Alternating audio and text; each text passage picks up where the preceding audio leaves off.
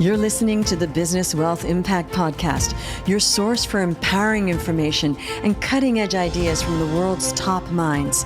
I'm your host, Jeanne Amlour, founder of seven-figure coaching company, Jeanne Amlour International.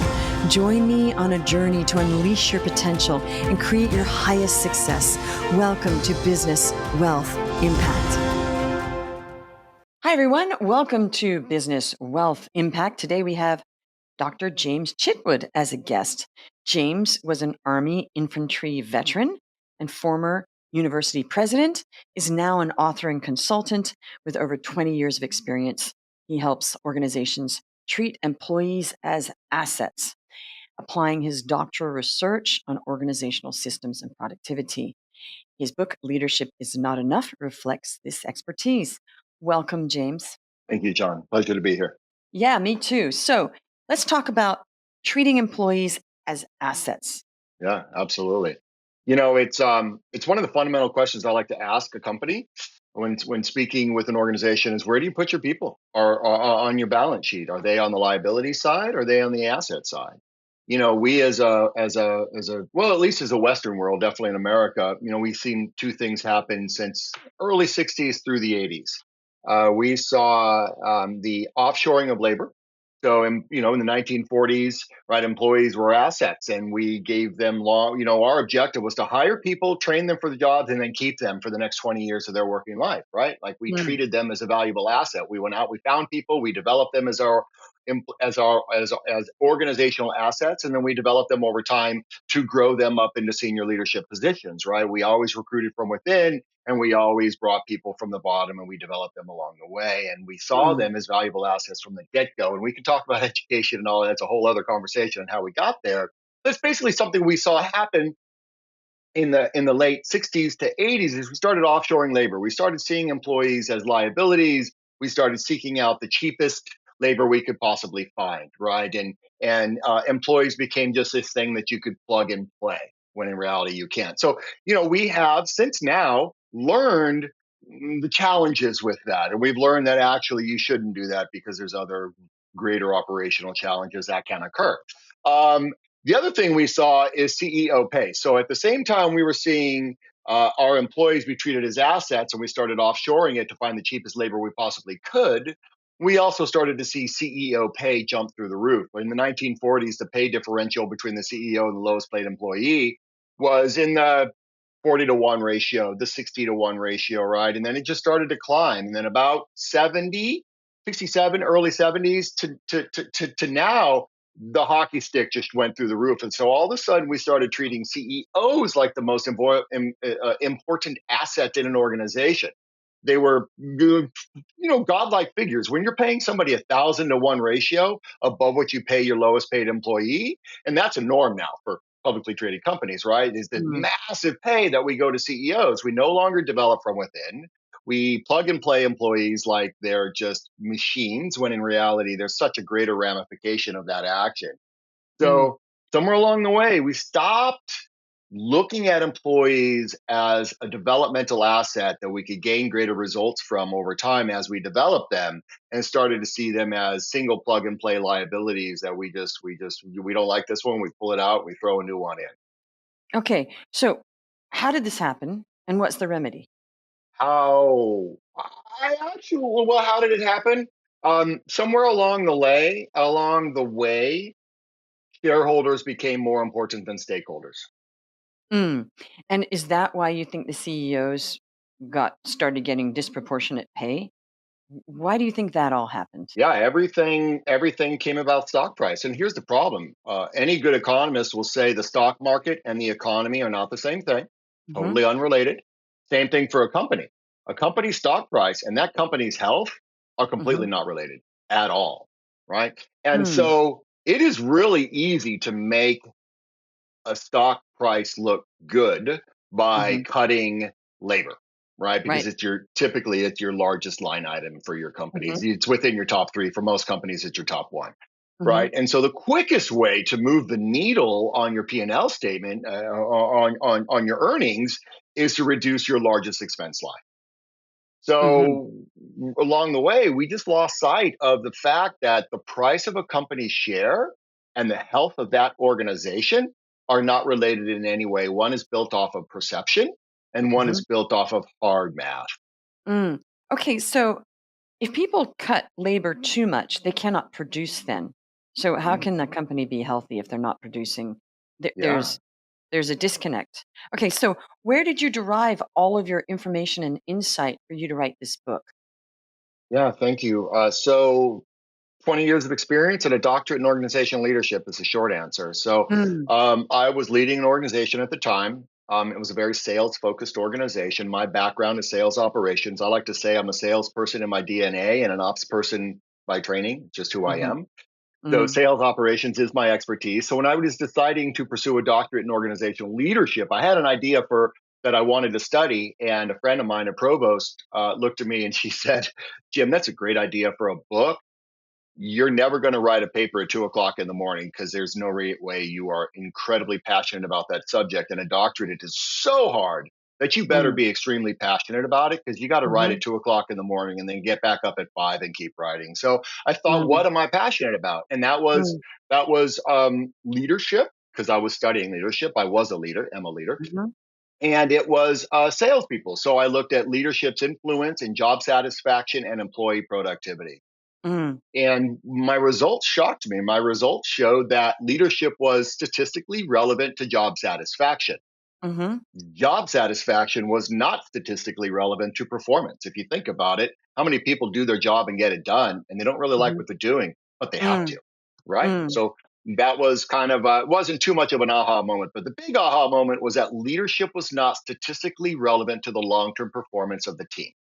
mm, It was relevant, but not statistically relevant. And the difference there is the math, right? How mhm, strong of an influence. And if we think about it, we've all got the job done with leaders we didn't like, didn't mhm, respect, didn't mhm, appreciate, but we had to get the job done, right? mhm, And we've also mm, had great leaders and we also got mhm, the job done, right? But at the mm, time, I was taken aback by the research because I was a leader at the time.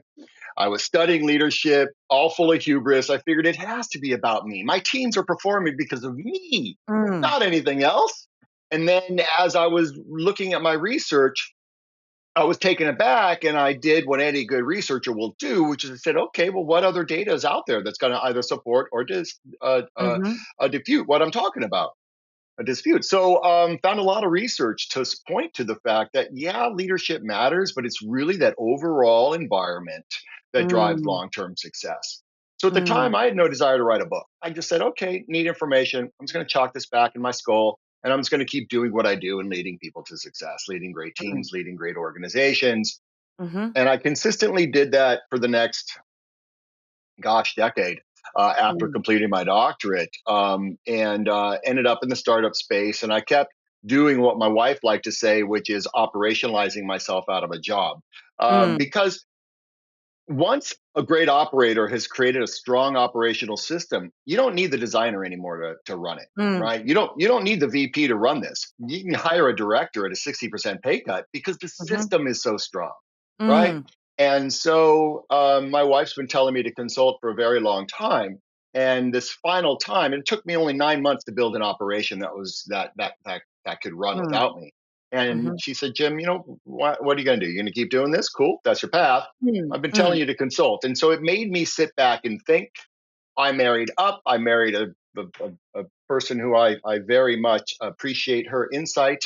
And I decided to sit back, think about what do I have to tell, right? Because I mm, didn't want to just be a consultant using other material. I had to bring an original thought to the mm, marketplace. mm, And so then I sat back and I spent looking at 20 years of experience. And the aha moment was actually the military, thinking about the mhm, military, put all the pieces together in my head. I was doing all of these things, but I'd never crystallized it into a working document. mhm, And that's when I decided to write my book. My book is an operator's manual. So the title is Leadership is Not Enough. mhm, Subtitle is An Operator's Guide to a Performance Culture. And that's really what it is. It's a step by mhm. step ops manual. Okay, so interesting. Let's go back to the leadership piece because I've been Mhm. thinking while you were talking. If leaders are not important, you said you're a leader and you'd go in and you do the leadership. So it is important It's because important. you're a leader. So Mhm. what's the answer here? What's, I mean, without reading the whole book right now, Yeah. what is the solution to this problem of employees not being treated like an asset, and this sort of like top heavy view of it's all about the leader, where you know leadership's important, but you're saying it's not the most important. So what do people do? Just let's give us a little short bullet point of what to do. See, the problem with the question, John, and I appreciate it. I get asked it a lot. What's that one thing, Jim? What's the one No, thing? even five things. Yeah, well, that's the point. My model consists of four elements that I Okay. believe work together to create that environment. Hmm. And I put them in the acronym TRACK: training, recognition, accountability, and communication. I Hmm. believe they work as one strategy. Most organizations don't have a strong training department. It's the very first thing Mm, that's cut, right? mm, If we go back to the foundings, a long time ago, all bachelor's degrees were liberal arts degrees, mhm, right? And what did we do? We taught people how to think critically, how to take disparate bits of information and consolidate them into a concise argument that they could uphold, right? mhm, Work in teams, communicate, all these other things. Companies hired them and trained them to do their job the whole way. And companies had employee development programs that went from job one to CEO. There was a training program all the way. Most mm. companies don't have robust training departments anymore. Okay, when did that stop? That's what fascinates Gosh, me. I think it's about the same time that we started employees as liabilities. So, Um, like the 80s, you think? yeah, yeah. And I 80s, don't want that to was the call there's one CEO who I really believe led the charge in mhm, this offshore labor, and mhm, I disparage the man too much, and mhm, I don't like to do that. But in the 80s, we there was one CEO leading the charge, and offshoring was the mantra, and quarterly mhm, returns was all that mattered. mhm. And the cheapest thing to get cut. I mean, if you ask anybody who's been in the training department for 30 years, they'll tell you, "Oh yeah, yep, seen it more than once, decades Okay, upon decades James, of I'm just gonna go companies." back. Who's the CEO? You mentioned the name, let's just spit it out now. Jack Welch. Okay, I knew you were gonna say that. Yeah, everybody Yeah, does. I mean, yeah, I know people okay. who were in HR at GE, and they'll say, "Man, we had to de-welch our company after he Got it. left." Okay, so he was focused merely on profits, returns, shareholders, and he's like, "How can I do this? Let's offshore costs with labor, right? And do all that." So Mhm. you feel the solution is just to stick with your people, pay more, and not worry too much about the valuation of the company and the share price. If you're doing good business, good result will come. If you've Got it. created a Okay. strong system, everything will flow. Okay. So that's the statement. That's Mhm. strong. That Yeah, you weren't a fan of that because that's not all that matters, because that is not what all that matters. Yeah. dehumanized the employees. And then at that point, the existing employees then had no training. That's weird. And I agree with you on all levels in any company, no matter how small you are, even if you're just hiring a VA. This is what I've experienced. You do not give that person training, they will not be successful. And then you're not happy. And then they're like, oh, they're not happy. And I think there's this thing where people are shocked when I train them. I'm like, "Oh, I'm gonna mentor, train, and guide you as long," and they're like, "Really?" Like, "Of course." Because, Yeah. they say it takes like what, 115 hours for somebody to get good at something? Is that it? Like, or you have to do something, tell them 115 times or something like that. And people don't know those numbers. They think they just, say, "Here, go do this." And Yeah. everybody, I feel like the culture has been like, "Okay, I'm just gonna pretend I know how to do this." Right? It's like, Yeah. I'm gonna feel ashamed if I don't get this on the first lot because clearly I'm meant to. And I think there's been that whole shame and guilt. Have you done any research on that of having to pretend we're good at Yeah. something? I haven't researched that. Yeah. Well, the biggest training mistake in organizations is the frontline manager. Mm, Most organizations, 85% of them, do not train people to be frontline managers. They mm, hire someone like they'll have an onboarding process and a training process for a new employee, but they don't have mhm, anything on how to be a manager. mm. And everybody talks leadership, leadership, leadership. Well, management is where it starts, right? And that's Right. ground one, right? And Mhm, so when we talk training, it's not just that first person's job, right? mhm, It's your first manager, it's your first director, it's your first VP, it's your C suite mhm, employee, right? Like right, imagine a company that actually has a training and onboarding program for a vice president, right. right? But they Mm, should, right? Because of every course. culture is different, every business is different, right? We all Mhm, run differently. And mhm, you need to understand, going all the way back to that frontline manager, this is how our organization manages, right? And Mm, everybody uses culture. And when we use culture, we think of the positive end of the bell curve. Well, there's another end of that bell curve. And there's companies that are extremely profitable running that way. And that's their culture. And mm, everybody in it knows it. And that's okay mm, for them, right? As long as the mhm, employees coming in know they're entering that culture, then super cool for them, right? Good. mm, More power to them. mm, But the manager managing in that organization is going to manage differently than the one that's focused over here on this more positive environment culture, right? mm, And so teaching people how to manage, how to mm, have a hard conversation, how to hold people accountable, how to recognize performance. That's mhm, not a skill everybody's just born with. We need to teach it. And we need to mm. teach it in the context of the culture of the organization. Absolutely. Absolutely. I agree with you there. I haven't worked in an organization for a long time, so I have no idea. Maybe I'd be shocked, but I do know there is that phenomenon of here, just go do this, and Yeah. just go figure it out. So, Yeah. there was a correlation between the Jack Welch era and then outsourcing, and then there was some logic at the time. Well, we don't need to train our people anymore, but surely they knew that some of those people aren't going to be outsourced, or is it because they thought they might be outsourced, so don't bother? Was that the philosophy? Yeah, it's fascinating. Well, my career has been in higher education, so I have Mm, this connection to how we are training people at the university level. And somewhere along the way, mm, we lost sight of when old man here, when I started, it was get a degree in anything, your company will teach you the job, mm, right? mhm, Why? Because schools taught people how to focus on long-term projects, how to work in teams, how to coordinate all of this. And somewhere along the way, we started to only hire people for skill set. yes, Degrees became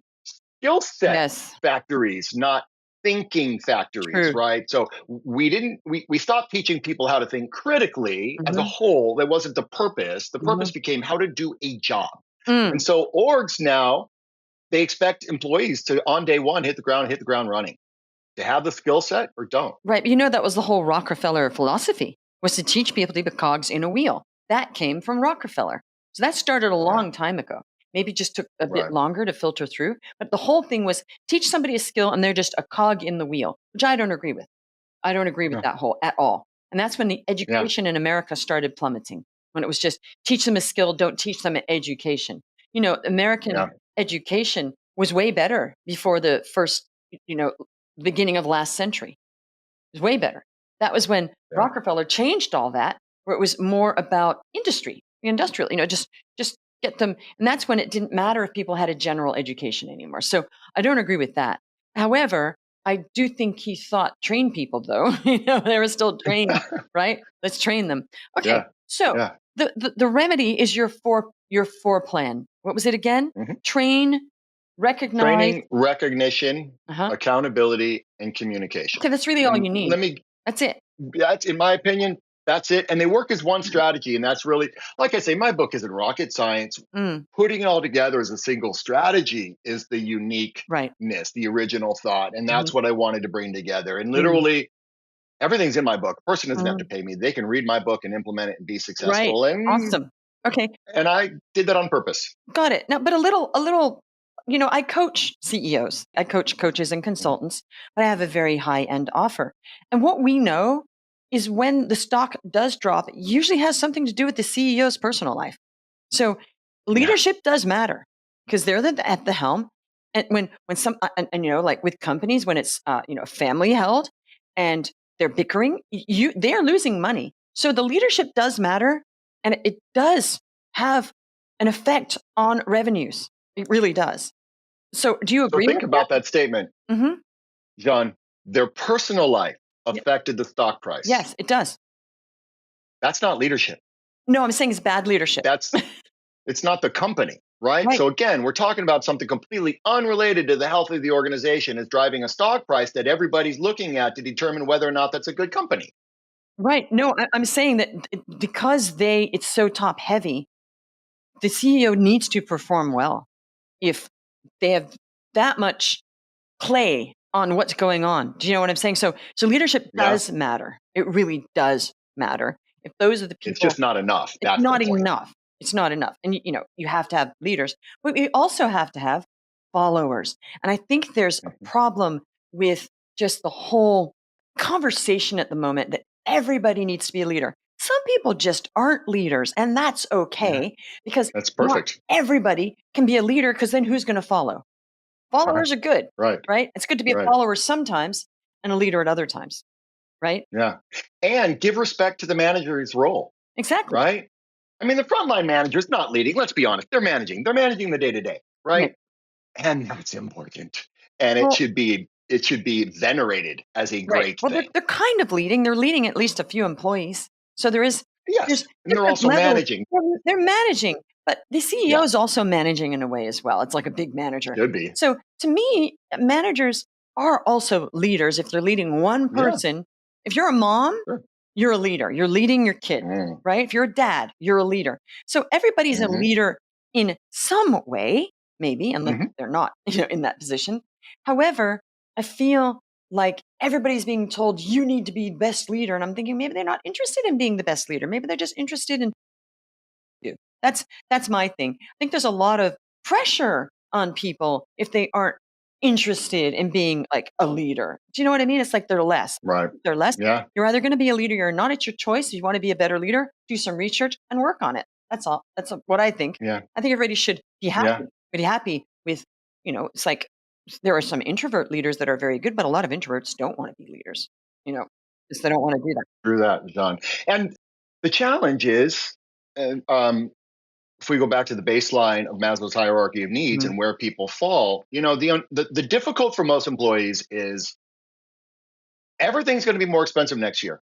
Yeah. And if you don't get a raise that exceeds the cost of living increase, then you're losing money. Even if you got a raise, you're still losing money Right. because everything else became more expensive. Mm. And so most employees know that the only way to get a material raise is to either A, get promoted, or B, leave their company. Right.